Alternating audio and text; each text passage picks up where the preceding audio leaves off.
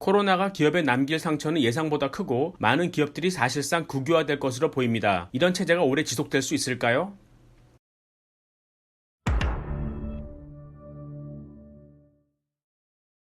워렌 버핏은 최근 그의 투자 회사인 버크셔 해서웨이에서 항공주를 모두 팔며 실패를 인정했습니다. 이제는 굳이 거래 상대방의 얼굴을 보지 않아도 원하는 서비스나 제품을 주고받을 수 있는 믿음직한 플랫폼이 나타났기 때문에 육중한 비행기나 자동차를 움직여 사람이 이동할 필요가 없다는 생활 패턴의 변화를 버핏도 인정한 셈입니다. 이런 변화 속에 워렌 버핏도 라디오스타, 즉 9세대 유물로 전락하는 듯 보입니다. 버크셔 해서웨이는 지난 1분기에만 50조 원 이상을 잃었습니다. 여기서 재미있는 것은 이번 코로나 쇼크로 인한 주가 폭락 시 워렌 버핏이 상처를 입은 국영제 기업에 투자하지 않았다는 사실입니다. 지난 2009년 금융위기 때 그는 골드만삭스를 비롯한 투자은행들과 제너럴 일렉트릭을 비롯한 제조업체에 돈을 빌려주거나 주식에 투자했었는데 이번엔 달랐다는 것이죠. 즉 워렌 버핏도 이제는 국영제 기업이 싸더라도 더 이상 가치주로 보지 않는다는 말씀입니다. 이번에는 버핏 대신에 미국 연준이 신속하게 부실 기업들의 자금을 공급하며 구해주었고 여기에 버핏은 감사의 뜻을 전했습니다.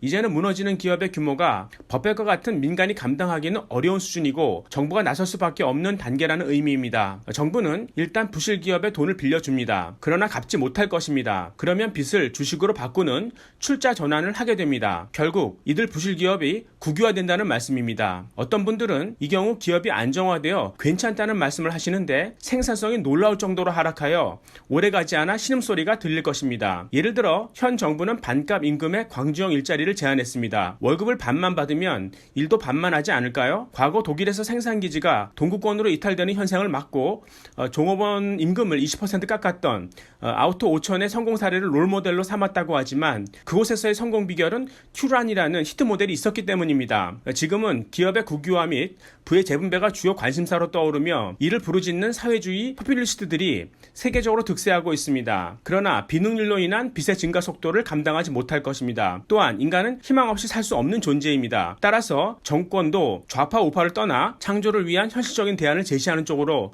머지않아 넘어갈 것입니다. 신경제 쪽으로의 투자가 결코 이르지 않다는 말씀입니다.